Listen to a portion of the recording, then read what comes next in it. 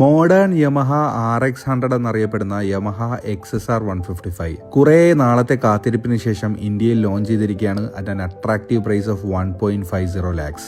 ഒരു classic retro roadster ലുക്കിലാണ് വണ്ടി വരുന്നത്. ഈ ബൈക്കിന്റെ ഏജ് കാറ്റഗറിയുടെ പ്രത്യേകത എന്താണെന്ന് വെച്ച് കഴിഞ്ഞാൽ 18 വയസ്സുള്ളവർക്കും സെറ്റാവും, 60 വയസ്സുള്ളവർക്കും സെറ്റാകും എന്നതാണ്. യമഹ R15ലും യമഹ MT15ലും വരുന്ന സെയിം 155cc VVA എഞ്ചിൻ തന്നെയാണ് XSRൽ വരുന്നത്.